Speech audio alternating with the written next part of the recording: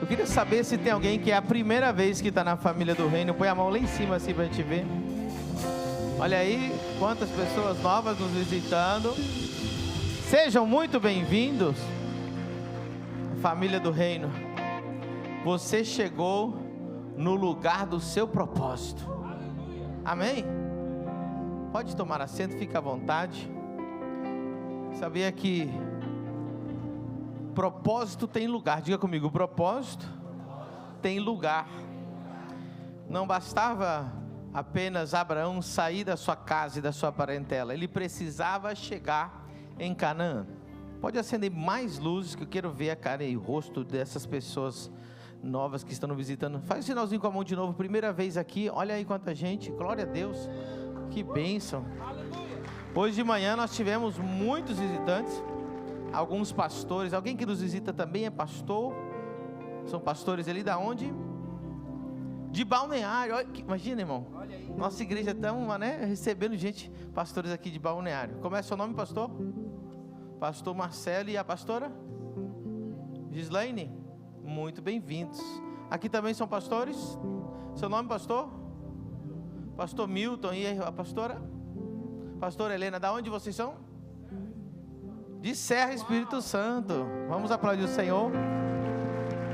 Eu nunca pergunto se tem pastor, não é verdade? Nunca pergunto. Eu falei, cara, eu acho que tem pastor nos visitando hoje aí, nessas mãozinhas levantadas aí. Glória a Deus. Estou muito feliz. Hoje a palavra vai falar muito conosco, amém? Eu sei que hoje é culto de milagres, então eu vou pregar a mensagem que Deus me deu para depois, no final, a gente orar pelos enfermos. Deus tem operado maravilhas, irmãos. Vou repetir, Deus tem operado maravilhas. É cada testemunho que a gente está recebendo. O último testemunho que eu recebi agora foi da nossa última cruzada de milagres.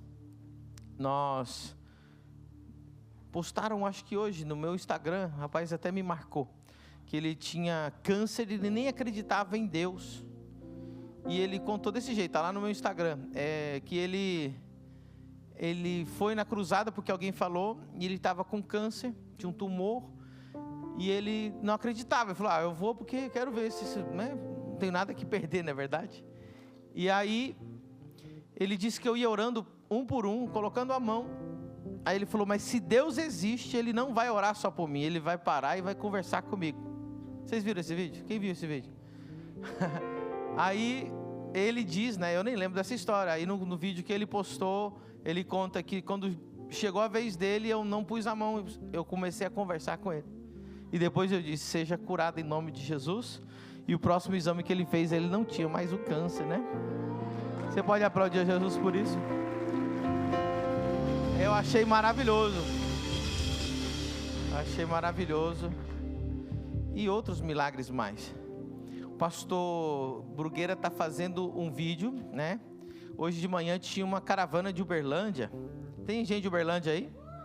Aí, o pessoal de Uberlândia está aqui. Da minha terra. Deu tempo para você comprar o queijo, hein, pastor? E não. Foi boa, falar a verdade. Esse queijo. Eu tenho que parar de falar do queijo, porque obviamente é uma brincadeira.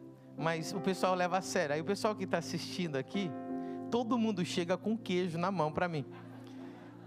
Teve um dia, sem brincadeira, acho que foi nos 21 dias, dos últimos 21 dias, que eu tinha, não sei, pelo menos 10 queijos. No meu quarto, no quarto de oração, todo lugar tinha queijo. Eu tive que começar a doar queijo. Se eu abrir uma loja de queijo, vai dar certo. Então é brincadeira do queijo, tá? Mas o pastor Brugueira está fazendo um documentário da vida de um menino que é lá de Uberlândia, da igreja do pastor Ivan, que ele não crescia, ele tinha problema de crescimento, ok? Algumas pessoas aqui lembram dessa história, tá? Eu tenho a foto que ele está abaixo do ombro da mãe, ok? E ele já não crescia há muito tempo. E agora nós temos a foto, ele está maior que a mãe. Eu não sei se ele cresceu uns 15 centímetros já ou mais. Surreal. É muito incrível o que Deus está fazendo. Você está feliz? Você quer que Deus fale com você? Ele vai falar através da palavra agora. O louvor vai descendo, fica o teclado mais um pouco. E nós vamos abrir em Abacuque no capítulo 2. No versículo 2 também. Abacuque 2, versículo 2.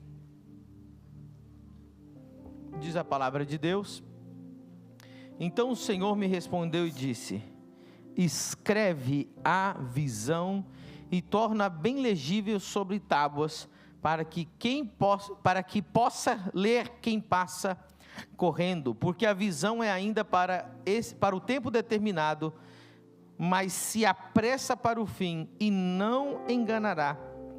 Se tardar, espera-o, porque certamente virá, não tardará. Amém? Hoje eu quero falar da origem e do poder de uma visão. Diga comigo: poder e origem de uma visão. Vou falar para vocês da importância de ter uma visão. E eu quero começar dizendo o seguinte: Deus, Ele é sobrenatural, Ele é todo poderoso, não existe limitações para Deus. Ele abre o mar vermelho, Ele cura os enfermos, Ele abre os olhos dos cegos, Ele ressuscita mortos. Mas lá em Isaías Ele diz uma coisa: no momento que Ele vai falar dEle mesmo, onde Ele vai declarar a grandeza dEle, Ele não diz assim: não há outro como eu que cura enfermos, apesar dEle fazer isso. Ele não diz: não há outro como eu que abra o mar vermelho, ainda que Ele faça isso. Ele diz assim: não há outro como eu que anuncie o fim desde o princípio. De todo o poder que Deus tem, o que Ele escolheu para mostrar que não há ninguém como Ele é saber e ter o poder sobre o futuro. Não é forte isso? Pode ver que quando Moisés estava fazendo milagres diante de Faraó, alguns feiticeiros também fizeram alguns milagres. Eu vou pedir os diáconos para levar a criança lá do outro lado, na salinha, para ele, para não tirar a atenção dos outros irmãos. Os diáconos podem ajudar, por favor? Isso, tem uma sala especial para isso.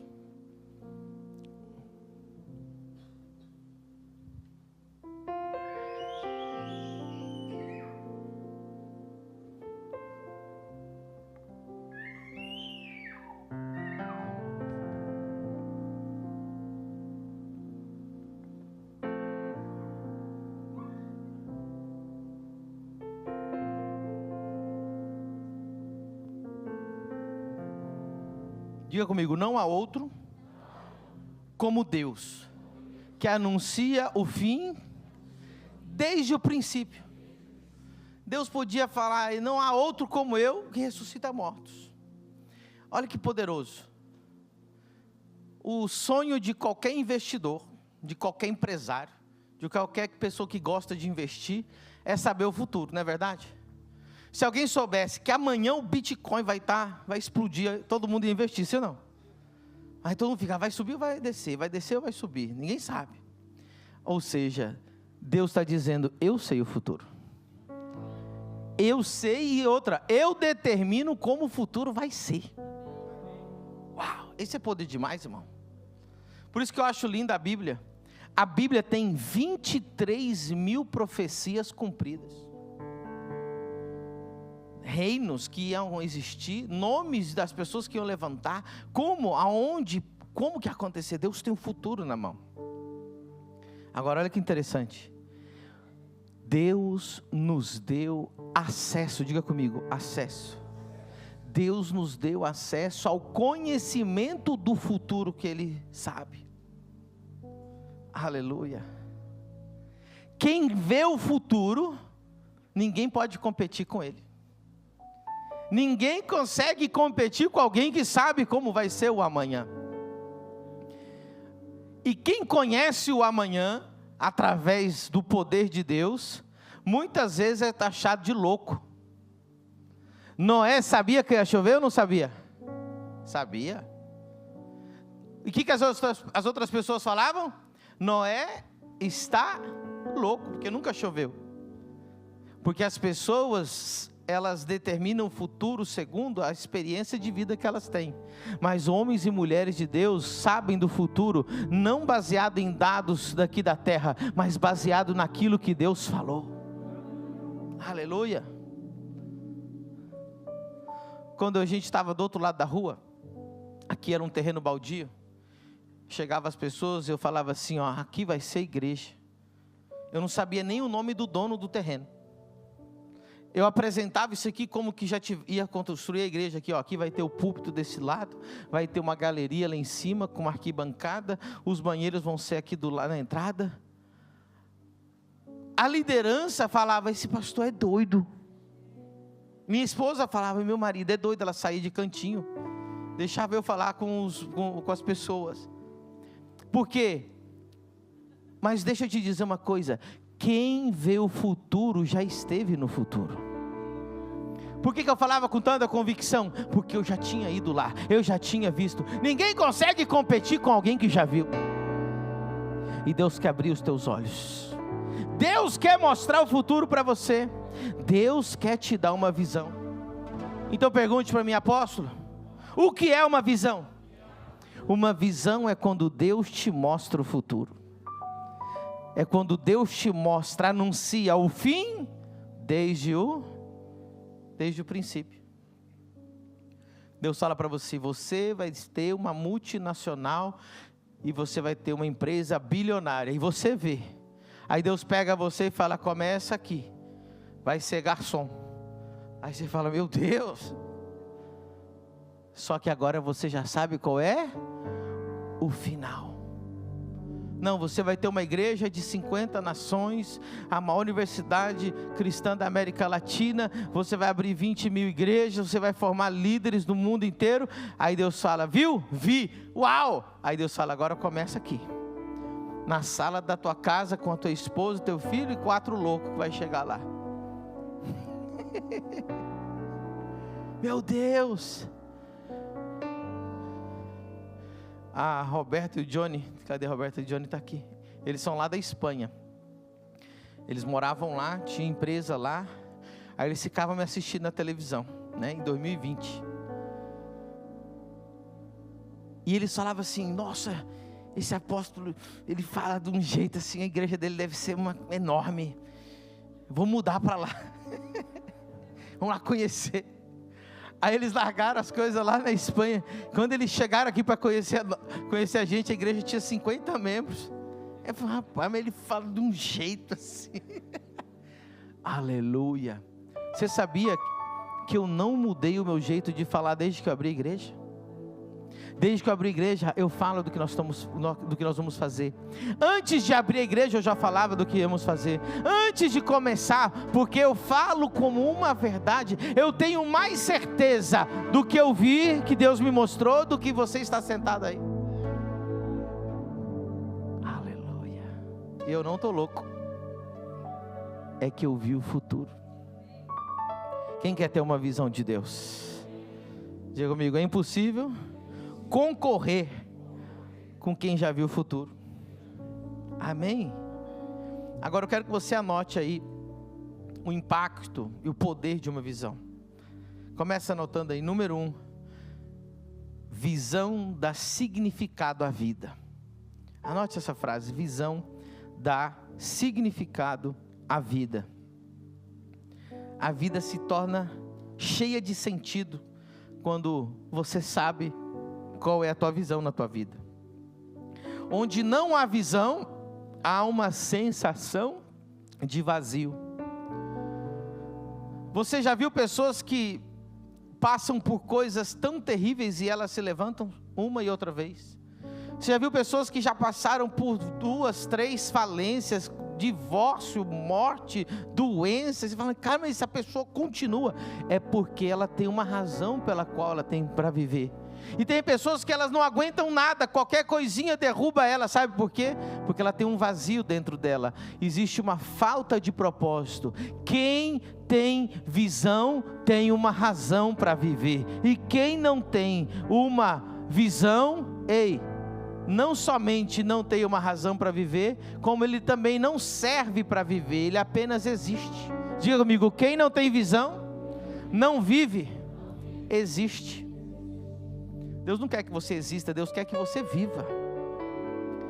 Diga comigo, uma falta de visão gera uma vida sem razão. Qual é a razão da minha vida? A visão. A razão da vida não é descansar.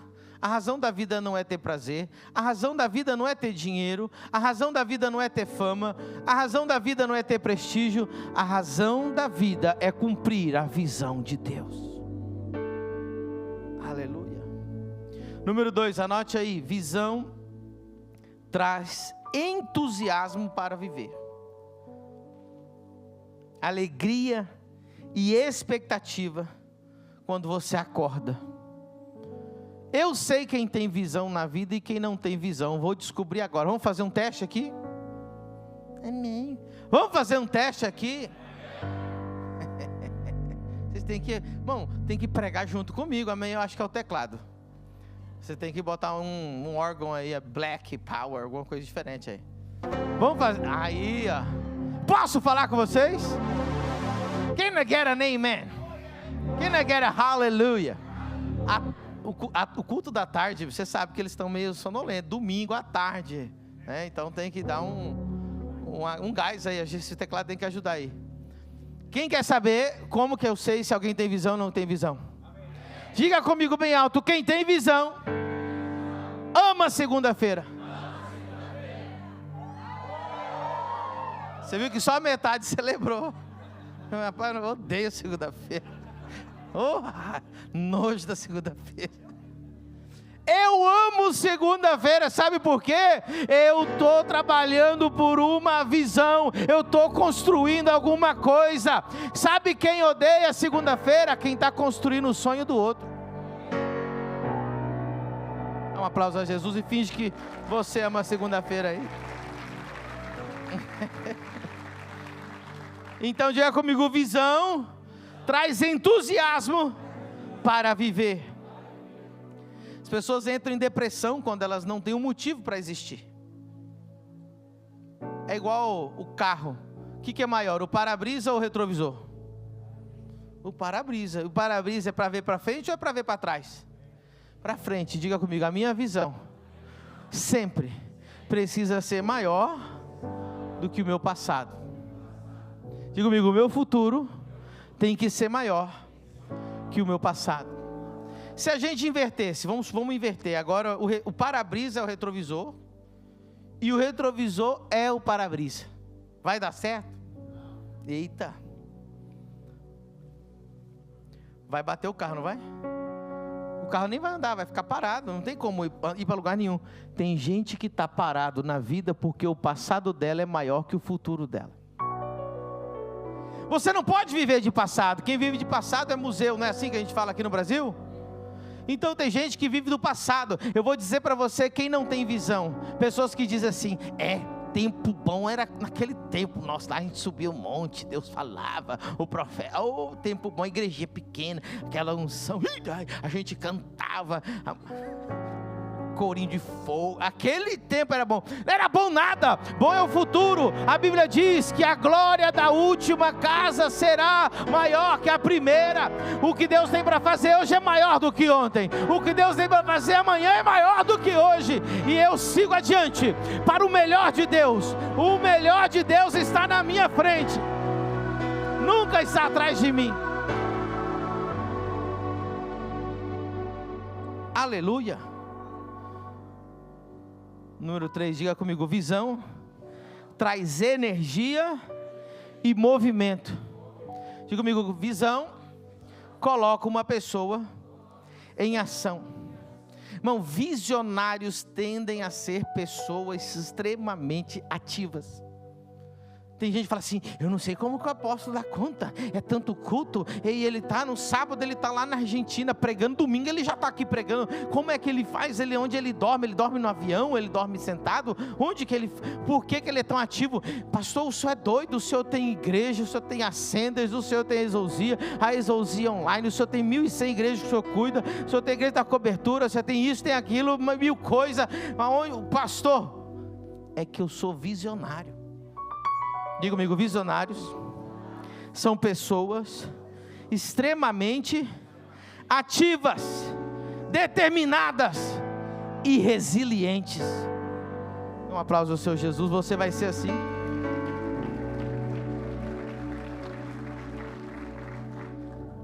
Você sabia que não fazer nada cansa também? Eu acabei de voltar lá de Jericoacoara, a gente foi tirar uns descansos lá. Pensa um lugar gostoso, areia no chão, até dentro das lojas eu ia descalço, eu nem colocava nem chinelo, irmão. Eu saí do quarto, eu ia tomar café da manhã descalço, almoçar descalço, jantar descalço, ir para a loja descalço, na rua, tudo era areia, delícia. Aí, só que eu percebi que muita gente lá, irmão, não tinha entusiasmo de visão de vida, era aquilo ali. Aí você pedia traz uma Coca-Cola, e uma Coca-Cola demorava, dava vontade de eu ir lá e abrir a Coca-Cola e me servir. Até para dar bom dia, algumas pessoas eram lentas. Bom dia, rapaz. Meu Deus!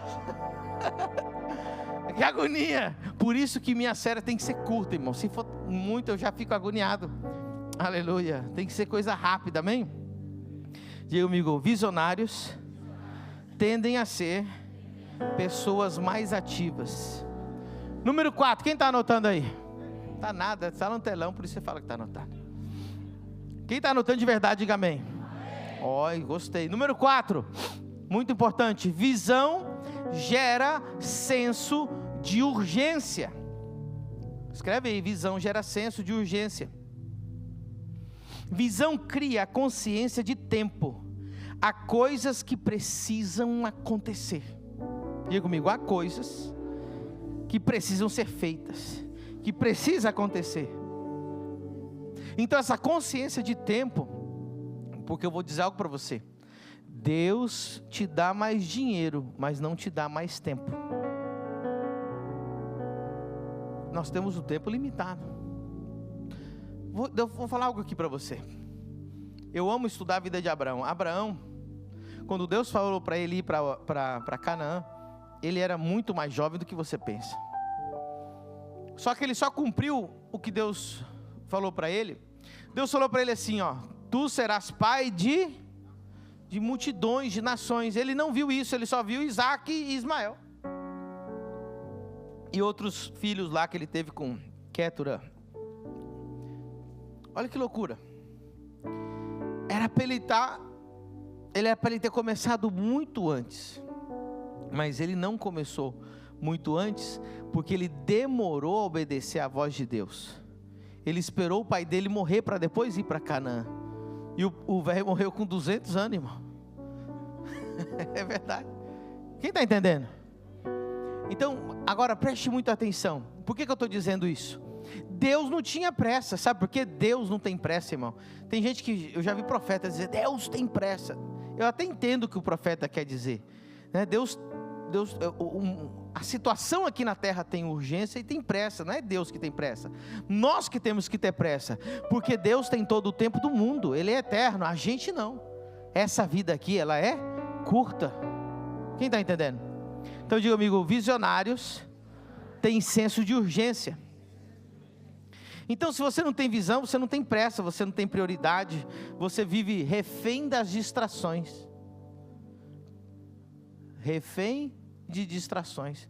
Passa o dia no TikTok, passa o dia assistindo meme, passa o dia vendo piada, passa o dia sem fazer nada, passa o dia e perde o dia. Por quê? Porque não tem visão. Se você tivesse visão de que você realmente ia para as nações, o tempo que você perde nas redes sociais, você poderia estar estudando inglês. O tempo que você perde, você poderia estar lendo um livro. O tempo que você perde, você poderia estar fazendo um curso. O tempo que você perde, você já poderia estar tirando o teu passaporte. O tempo que você perde, você poderia passar orando. Porque quem tem visão, tem urgência e sabe e valorar o tempo. Amém? Glória a Deus. Deus está me usando aqui, irmão. Número 5, visão produz sabedoria. Visão produz sabedoria. Por que visão produz sabedoria? Olha esse versículo, ele é muito estranho, mas agora ele faz sentido. Eclesiastes 2:14. Olha que Eclesiastes 2:14 vincula visão e sabedoria. Coloca lá pra gente. Põe no telão para mim. Eclesiastes 2:14. Os olhos do homem sábio estão na sua cabeça, mas o louco, o nécio, o tolo, anda em trevas. Olha só, então ele está dizendo que o sábio tem os olhos na cabeça, mas o tolo, ele está em trevas. Não está falando do sentido literal, está dizendo o seguinte, que o tolo ele não vê nada, e o sábio é aquele que vê. Quanto mais visionário você for, mais sábio você se torna. E me pergunte por quê, pastor? Porque quem tem visão, ele é forçado a planejar, avaliar e calcular opções. Ele fala, eu preciso planejar, eu preciso estudar, eu preciso me organizar, eu preciso me preparar, eu preciso fazer o que eu não sei fazer. A falta de visão, ela aumenta a impulsividade para tomar decisões tolas. Ele vive de impulso, mas o visionário, ele precisa planejar, ele tende a agir com estratégia.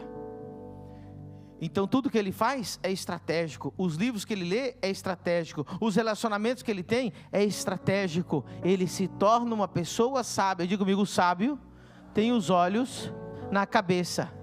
Diga, o tolo anda em trevas. Aleluia. Você vai se tornar uma pessoa mais sábia depois dessa pregação. Você está aqui, crente? Número 6, diga comigo, visão define atividades. Como assim, pastor? Visão determina atividades.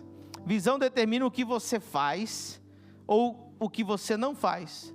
Filtra a tua rotina, projetos, hábitos, estudos, relacionamentos e compromisso.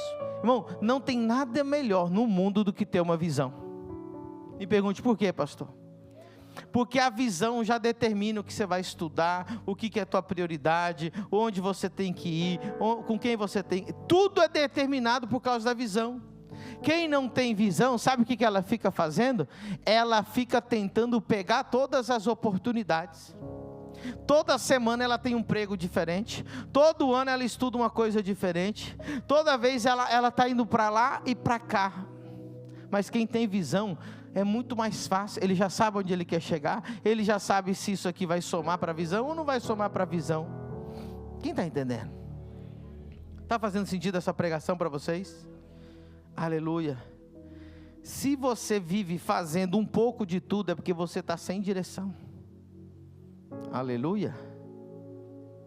Quem está fazendo sentido essa palavra para você? Um dia tinha um homem, ele estava andando de carro lá em Minas Gerais, pertinho de Uberlândia, numa estrada rural. Aí tinha um caboclinho assim, comendo mato no canto, assim, de uma cerca. Ele parou o carro, baixou o vidro e falou, caboclo, seguinte, onde é que eu estou? Aí o caboclinho falou para ele assim, você vai aonde? Ele falou, não sei. Ele falou, então não interessa onde você está não. Não é verdade? Quem não sabe para onde vai, aonde ele está, também não interessa. É forte isso, não é? Diga comigo, eu sei para onde eu estou indo. Vou falar uma coisa que não está no script, posso? Posso falar, não? Vou falar uma coisa, não estava no script, E aí eu inseri hoje de manhã, eu vou inserir aqui agora também. Isso é muito sério, irmão. Quem não tem visão, qualquer coisa serve. Você já viu igrejas que dão muito certo, que crescem, que prosperam, que multiplicam, e que tem muita gente inteligente, poderosa, estudar. Você fala assim, meu Deus, essa igreja é maravilhosa. E você já viu igrejas que não tem isso? Você fala assim, é uma igreja que está lá, não sai do lugar, tem os mesmos 30 membros, parece que... Por que acontece algo assim? Não tem nada a ver com Deus, nem com oração, nem com nada de que é um homem de Deus ou não. Vou te falar qual é a diferença. A maior diferença que faz uma igreja crescer é a visão do pastor. Se você chegar no aeroporto, está escrito assim, ó, tem dois lugares para você entrar, né? Dois portões de embarque. Um portão de embarque está escrito assim, seja o que Deus quiser. E o outro está escrito assim, destino 50 nações. Qual dos dois você vai querer entrar? Destino Nova York, né? Destino Fortaleza, destino Porto Alegre. Está escrito onde você vai chegar. O problema de empresas e igrejas que não dão certo, não chegam em lugar nenhum, é porque o cartão deles está escrito assim, ó, destino seja o que Deus quiser. E sabe quem que entra num lugar desse? Gente que não tem visão também. Então tá bom, vamos ver onde é que vai dar isso aqui. Tem uns loucos aventureiros, não, eu pago para ver onde é isso aqui vai cair. Será que vai cair no mar ou vai cair no... Mas vai cair, é certeza, porque não tem rumo. Aleluia, você está entendendo? Preste atenção, as 3 decisões mais importantes que você vai tomar na sua vida. Diga comigo, 3 decisões mais importantes da minha vida. Número 1, se você vai servir a Deus ou não vai servir a Deus. Se você já decidiu se você vai servir a Deus. Quem já decidiu que vai servir a Deus? Quem já decidiu que vai morar no céu? Quem decidiu que ama Jesus? Então você já tomou a primeira mais importante decisão da sua vida. Aceitar Jesus como Senhor e Salvador da sua vida e servi-lo. Número 2, a segunda decisão mais importante da sua vida é com quem você vai se casar. Porque você vai se tornar em uma só pessoa com o teu cônjuge. E essa pessoa pode ser tudo para você, ou pode ser a pior decisão que você toma na sua vida, e é o teu maior motivo de tristeza. Então, cuide bem com quem você vai casar. Ore, busque confirmação e alinhamento de propósito. Amém? Mas qual é a terceira decisão mais importante da nossa vida? Pastor, eu já decidi servir a Deus, eu já casei bem, estou feliz. Qual é a terceira decisão mais importante? Quem vai ser o teu pastor? Quem vai ser o teu líder? Porque você nunca vai chegar num lugar aonde o teu líder não chegou primeiro. Quem está entendendo? Lembra quando Pedro disse assim, o que eu tenho eu te dou? Se ele deu é porque ele tinha. Nenhum líder pode te dar algo que ele não tem. Nenhum líder pode te levar onde ele não foi. Então você pode ter certeza que você aqui na família do reino está entrando na terra prometida e está indo para 50 nações. Pode ter certeza que você está seguindo o líder. Amém? Cuidado com quem você decidiu seguir. E cuidado se você decidiu não seguir ninguém. Tem gente que não tem líder nenhum. Não, eu sou eu e eu faço o que eu quiser da minha vida. Tudo bem. Você é um lobinho solitário. Isso aí é só o Rambo que dá certo no filme, irmão. Na vida real não dá certo. Quem vai longe anda, caminha com muita gente. Ninguém vai longe sozinho e ninguém faz nada grande sozinho. Deus, quando quis fazer algo na terra, Ele não chamou um, Ele chamou foi 12. Amém? Quando você vê uma mega construção, quando você vê um negócio muito grande, você pode ter certeza que não é um homem só não, é um grupo. Quem já viu as grandes empresas, é o grupo tal, é a holding tal, é um monte, é gente junto que cria grandes projetos. Você está feliz? Deus está falando com você hoje? Número 8. Eu pulei a 7, né? 7, diga: visão gera disciplina. Por quê? Porque sem visão tudo serve. Sem visão você fica uma vida indisciplinada. Se você tem raiva de você mesmo, rapaz, eu nunca sou disciplinado, eu nunca termino as coisas. Antes de você resolver a disciplina, resolve a visão. A visão vai ser o combustível para você criar disciplina. Hoje eu só tenho disciplina porque eu tenho visão. Se morresse a minha visão, ia morrer a minha disciplina. Eu falei, para que eu vou acordar cedo? Para que eu vou me esforçar? Se eu não tenho onde chegar, eu prefiro economizar a minha energia. Então, defina primeiro a sua visão. E depois, a disciplina vai vir como consequência. Número 8, visão determina companhia. Essa é ótima. Amós 3:3, coloca lá Amós 3:3 para vocês verem. Amós 3:3. Diz assim: porventura andarão dois juntos, se não estiverem de acordo? Não tem como dois andarem juntos sem estar de acordo. Isso significa que a tua visão determina o tipo de companhia que você vai ter, com quem você vai andar, tipo de amizade que você vai ter. Visão decide quem vai ser íntimo seu e quem não vai ser. Eu conheço muita gente, mas poucos são meus amigos.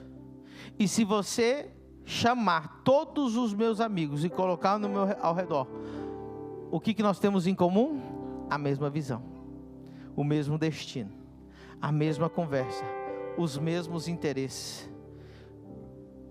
Diga comigo: a visão determina com quem eu ando. Sabe, irmãos, isso é tão sério, porque a Bíblia diz assim, que as más companhias, elas corrompem. Companhia é tudo na tua vida. Eu já ouvi alguém falar, quem já ouviu falar sobre isso? Que você é o resultado das 5 pessoas mais próximas de você. Isso é uma verdade. Isso é uma verdade. Me diz com quem você anda e direi quem tu és. Isso também é uma verdade. Deixa eu falar algo para você. Você quer ser um homem de fé, uma mulher de fé? Ande com um homem e mulher de fé. Você quer ter visão? Ande com um visionário. Você quer ser próspero? Ande com gente próspera. Você quer ser uma pessoa santa? Ande com pessoas que amam a santidade. Aleluia. Por isso que o ambiente é extremamente importante. E o que é a igreja? A igreja nada mais é que um ambiente aonde nós vamos desenvolver líderes, homens e mulheres que vão impactar as nações. Diga comigo: eu estou no ambiente certo. Então diga comigo: visão dá sentido na vida, entusiasmo, energia, urgência, sabedoria, direção, disciplina e companhia certas. Uau, aplauda o seu Jesus se você crê nisso.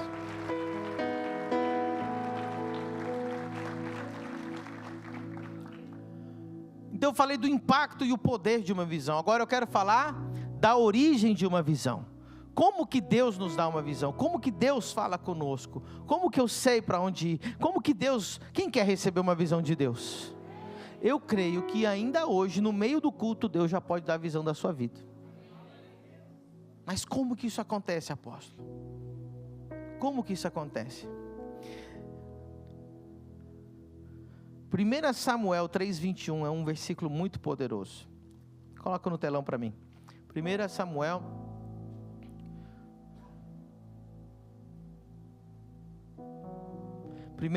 3:21. Então, 3:21. Capítulo 3, versículo 21.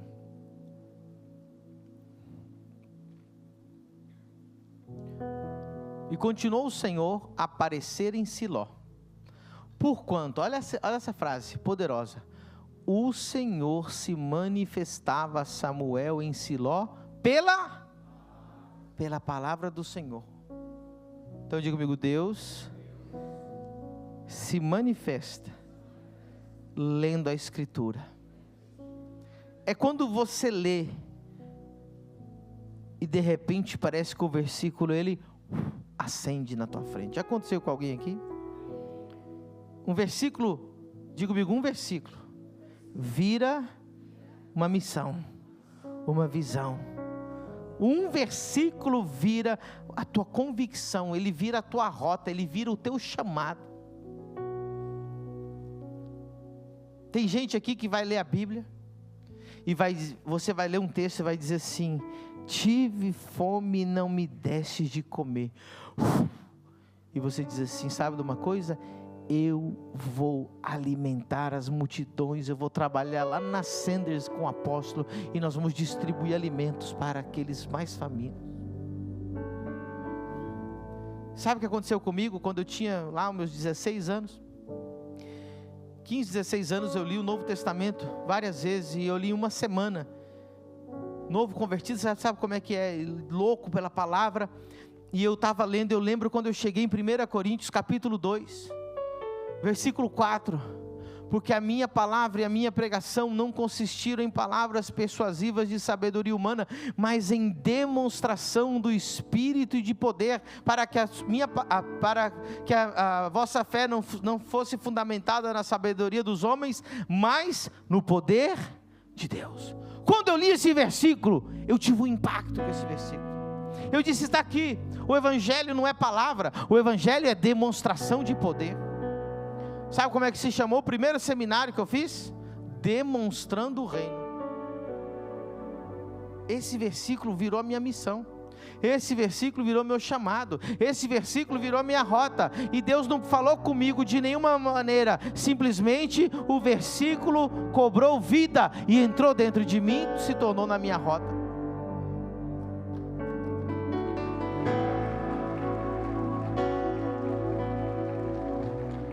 Hoje nós temos o nosso evento, o CIES. Sabe o que significa CIES?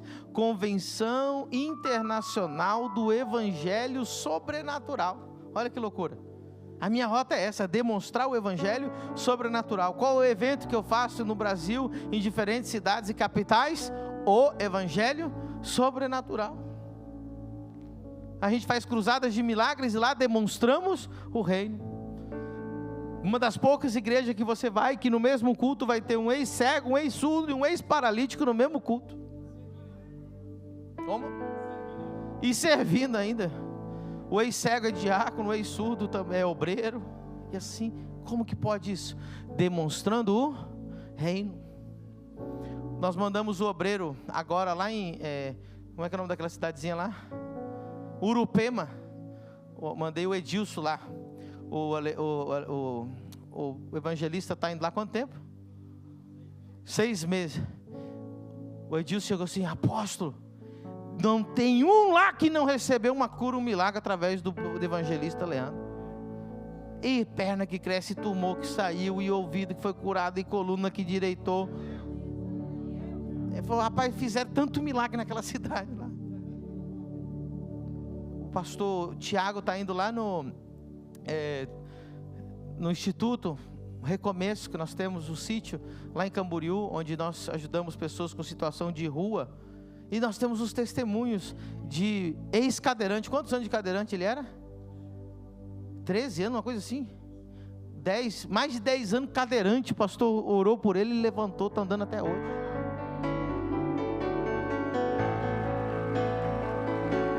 Tinha outro irmão que tinha Parkinson, foi curado lá também, demonstrando o reino.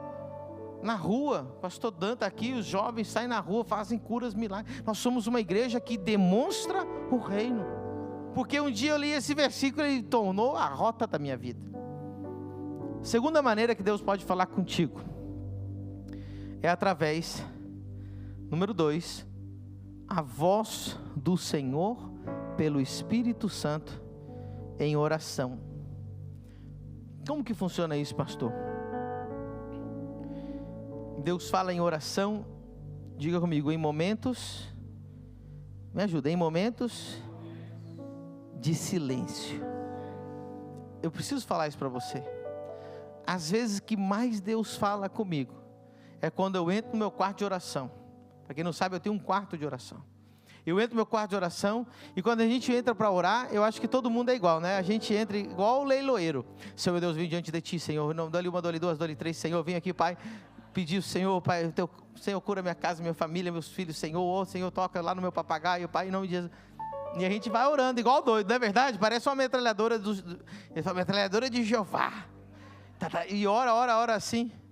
Aí, eu aprendi. Quem já leu o livro de Salmos aqui no papel, na Bíblia de papel daquelas antigas? Quem já viu uma palavra escrita assim, uma palavrinha escrita assim, Selá, ou Selá, ou Sela? Quem já viu? S-E-L-A-H, quem já viu? Esse é crente, quem não levantou a mão não é crente não. É novo convertido, porque essas Bíblias antigas todas tinham lá o tal do Selá, é ou não é? As Bíblias novas não tem mais. Selá, inclusive está no texto real, que significa pausa. Diga comigo, pausa. Na tua oração você tem que ter um momento de pausa.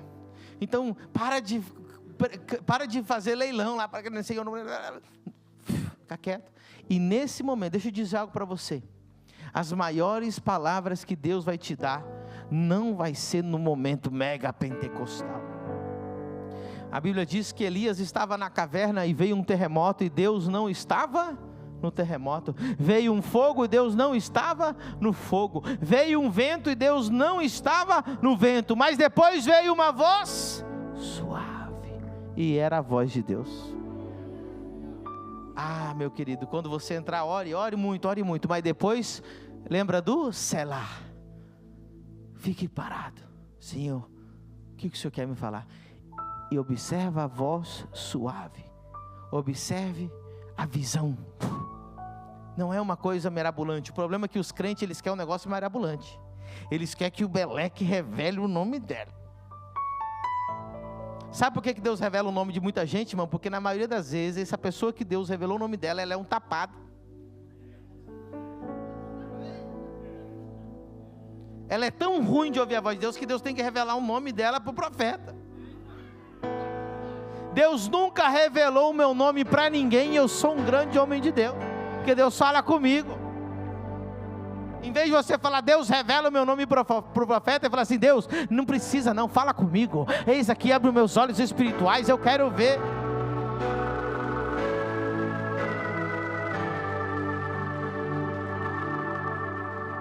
Nunca ninguém revelou meu nome, e eu sou homem de Deus, eu tenho visão.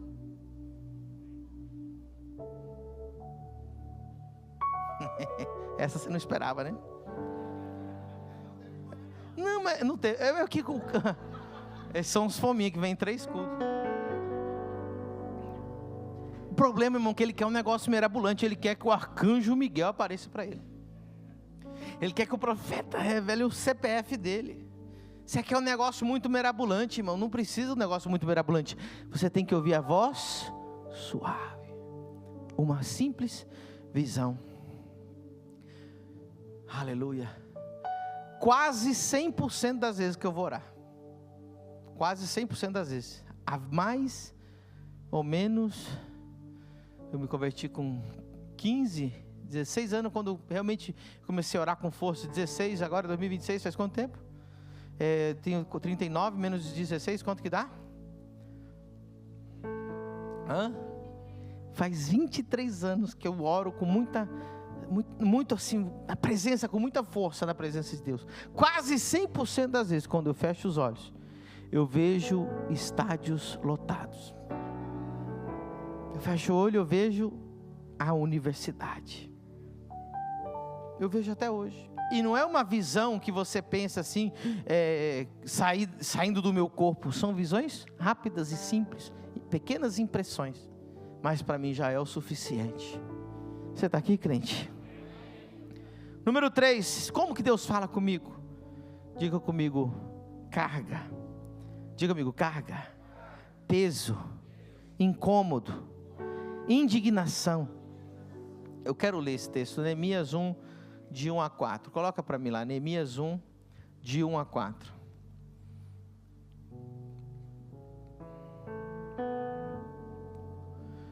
vai lá, vai dar certo. As palavras de Neemias, verso 2, já, para que aí só tem nomes.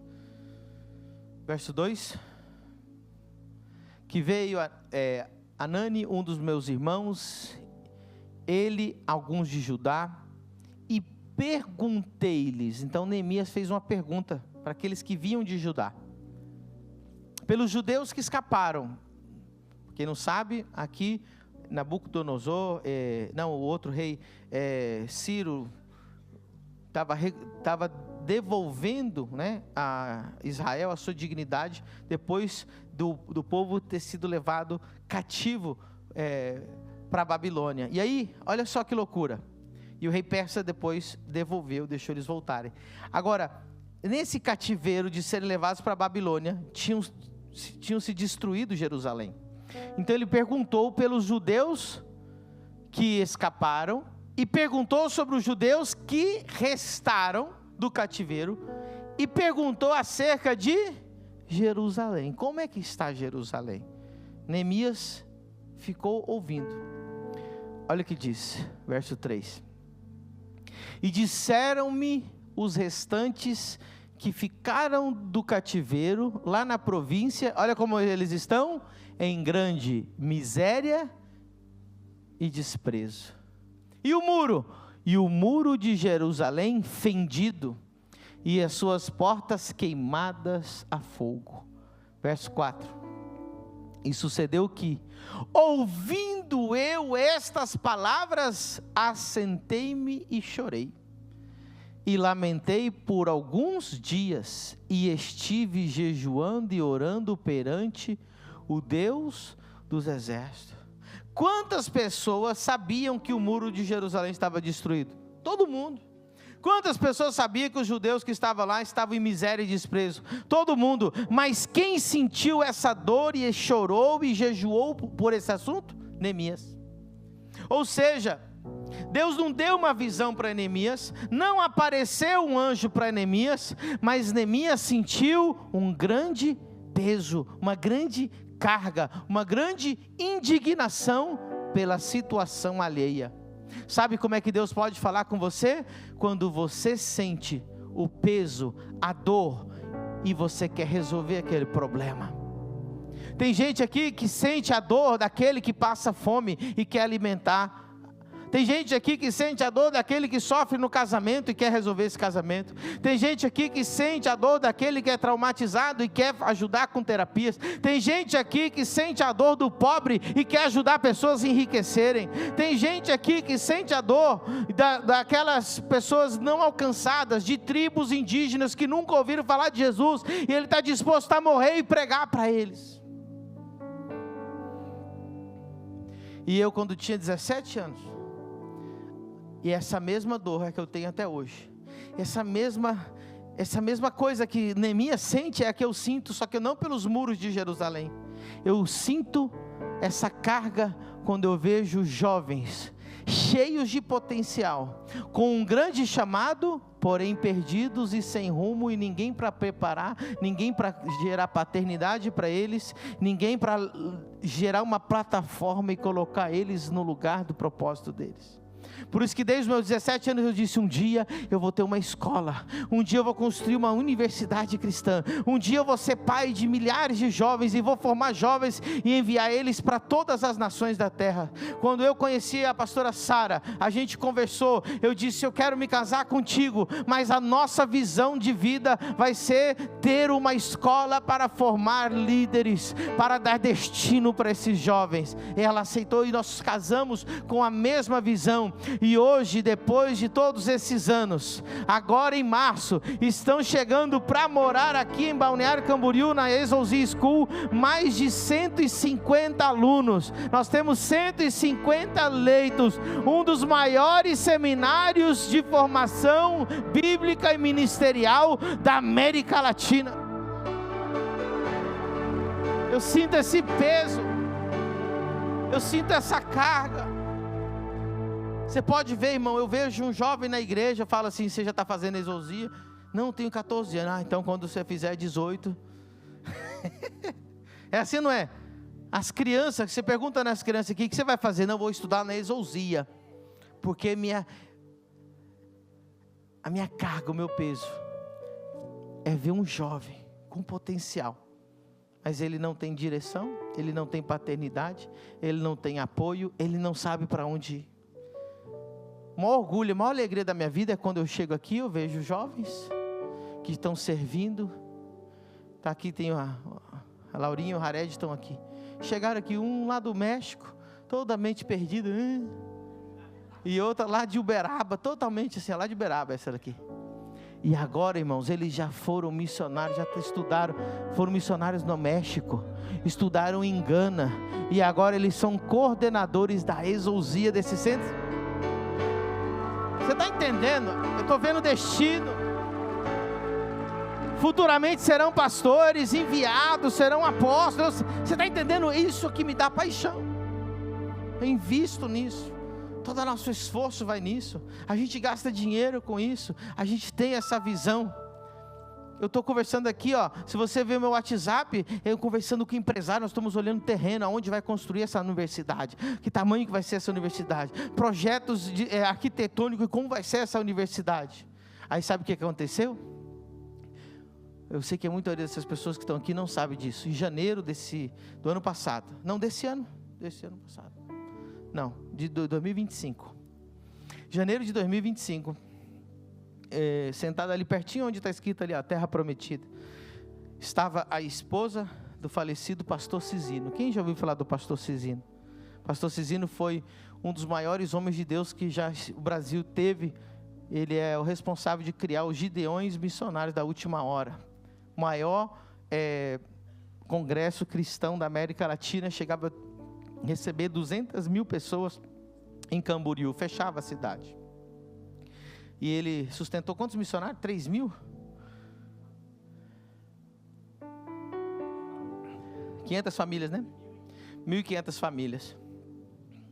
Aí a viúva dele estava aqui, e acabou o culto, ela queria falar comigo. Ela disse assim, apontou o dedo para mim e falou assim: ela é mulher de Deus, ela disse: você vai fazer terminar o que o meu marido não terminou. Eu falei: o que ele não terminou? Ela disse assim: antes de morrer ele estava olhando um terreno para construir uma escola, para formar missionário para as nações, mas aí ele morreu e não foi para frente. Ela disse: mas você vai fazer isso. Aleluia! Nós vamos construir a maior universidade cristã da América Latina, porque esse é o peso que eu sinto desde os meus 17 anos. Desde os 17 anos. Posso contar mais um testemunho para você? Eu estava agora na Nigéria, na maior construção de igreja do planeta Terra. Vai ser The Ark, 200 mil pessoas dentro da igreja com ar-condicionado. O Maracanã é 70 mil pessoas. Está quase pronto, vai ser inaugurado. Eu vou estar na inauguração. Agora, muita atenção. Eu estava conversando com o Bishop Oyedepo Júnior, que é o que vai assumir a igreja lá. Estava no gabinete dele. Eles têm hoje a maior universidade da África. Eles têm até gente que é professor, que é prêmio Nobel da Paz, que dá aula lá. Eles têm mais de 10 mil alunos, ok? Dentro da igreja, a universidade da igreja está lá. A capela da universidade são 5 mil alunos sentados. A capela. A igreja é para 200 mil. Você está entendendo, não? Aí eu estava lá. Eu vou contar esse testemunho. Eu acho que eu não contei aqui. Eu não sei se na nossa integração está mostrando imagens da Oral Roberts University. A gente não está mostrando? Então é para voltar a mostrar. Lá nos Estados Unidos tem a maior universidade cristã, que é a mais prestigiosa, onde o apóstolo Guilherme Maldonado estudou, onde o Oyedepo Júnior estudou, onde outros grandes homens de Deus estudaram. E é um lugar maravilhoso. E é um lugar assim, né, americano. Isso é aquele negócio que você conhece.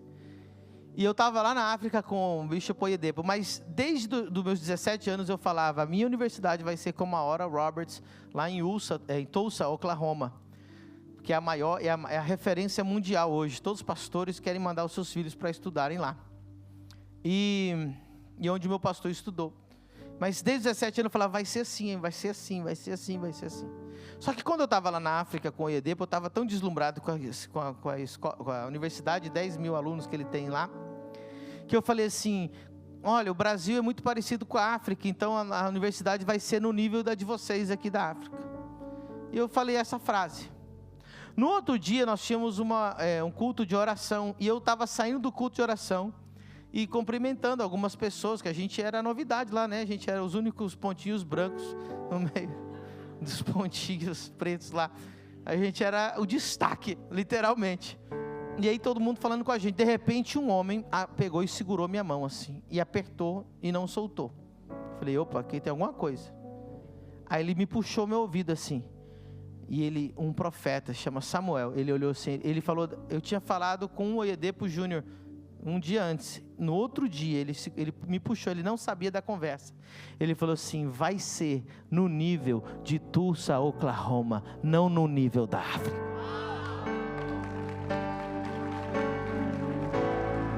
Aleluia. Amém. E por último, meu Deus, tem que orar pelos enfermos ainda.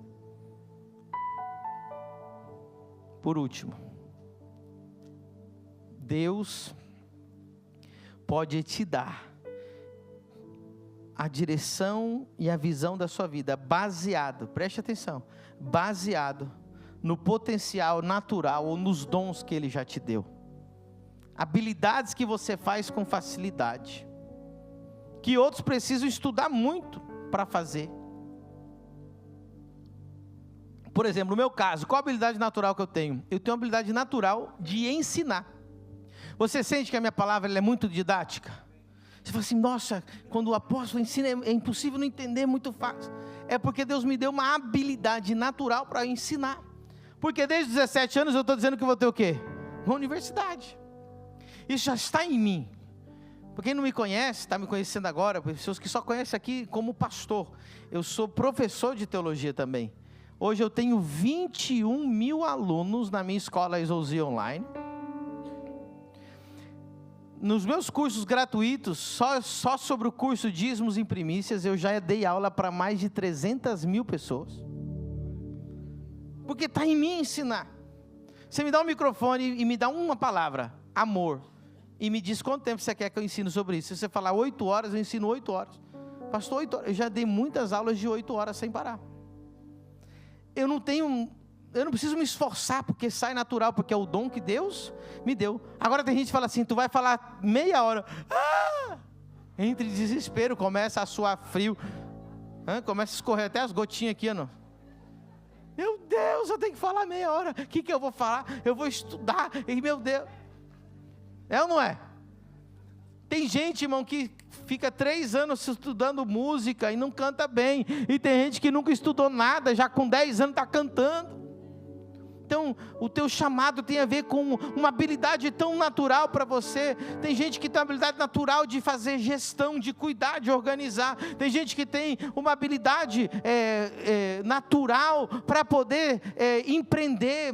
Cada um tem uma coisa. O que você tem? Não existe nenhuma pessoa aqui que não tenha uma habilidade natural e um dom natural. Quando você sabe qual é o teu dom natural, você sabe, tem a ver com o teu chamado. Você já pode descobrir a tua visão através desse dom que Deus te deu. Tem gente, irmão, que tudo que põe a mão vira ouro. Você já viu? Põe a mão, vira negócio, vira ouro, vira dinheiro, multiplica. Deus te chamou para ser um multimilionário e investir no reino. Amém. Amém, irmão. Amém. Tem gente que tudo que põe a mão fica pobre. Irmão, não empreenda. Não empreenda. Deus está aqui, irmão. Deus está falando com alguém. Então diga comigo, visão nasce da palavra. Diga comigo, visão nasce pelo Espírito Santo. Diga, visão nasce pelos fardos. Diga, visão nasce pelos dons, habilidades naturais. Fique em pé nessa tarde maravilhosa.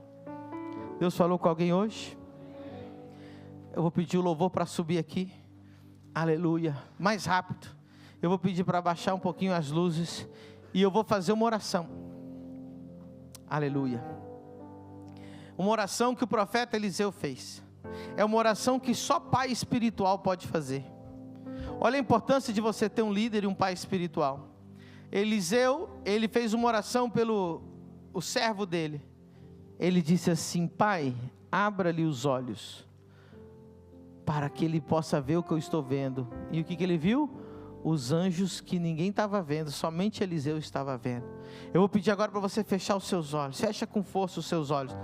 Eu quero que o louvor comece a tocar. E eu vou contar até 3. Depois que eu contar até 3, nós vamos começar a orar. Você vai orar em línguas, continue de olhos fechados. E eu vou orar para Deus abrir os seus olhos espirituais. 1, 2, levanta a mão para o céu. 3, quem ora em línguas, ora em línguas. Pai, abra-lhe os olhos. Mostra 50 nações. Mostra a universidade. Mostra os estádios cheios. Mostra, Senhor, os jovens, as crianças, as escolas. Mostra, Senhor, as multidões. Mostra as igrejas abertas no mundo inteiro. Abra os olhos, veja a tua empresa, veja o teu ministério, veja o teu casamento, veja o teu futuro, veja 2026, veja 2027.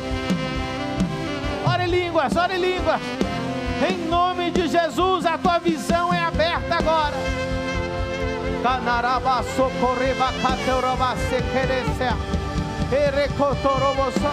Dios te abre la visión. El Padre te abre la visión. Ve a las naciones. The Lord is opening your eyes.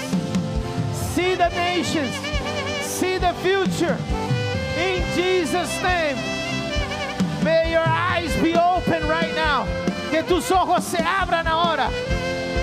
Que os seus olhos sejam abertos agora. Veja o teu casamento. Veja o avião das 50 nações. Visualiza você nesse avião. Visualiza o teu passaporte carimbado. Visualiza as mesas que você vai sentar. Visualiza, visualiza. Me dá mais retorno. Visualiza agora. Grandes coisas estão por vir. Grandes coisas vão acontecer nesse lugar.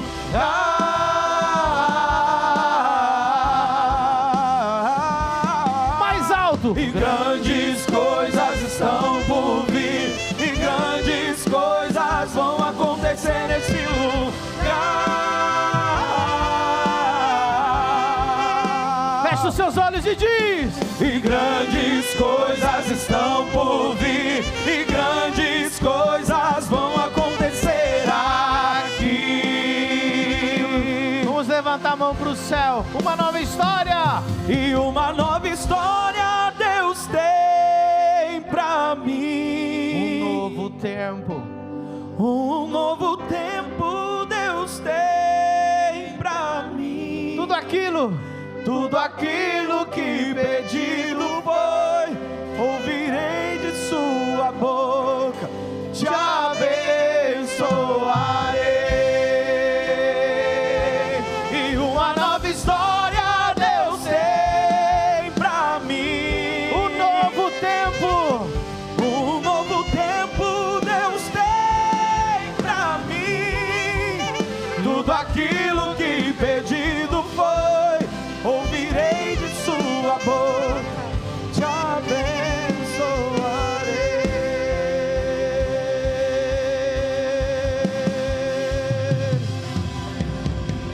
Deus tem o melhor pra mim. Declare isso. E Deus tem o melhor pra mim. E o que pedi, eu quero isso bem alto, vai, não! E não se compara com o que há de vir. Ele tem o melhor, e Deus tem o melhor pra mim. E Deus tem o melhor pra mim. E o que pedi,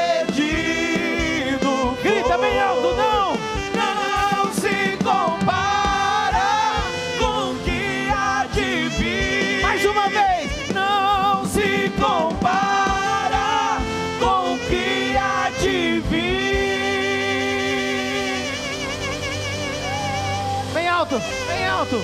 Esse glória, esse aleluia, esse aplauso.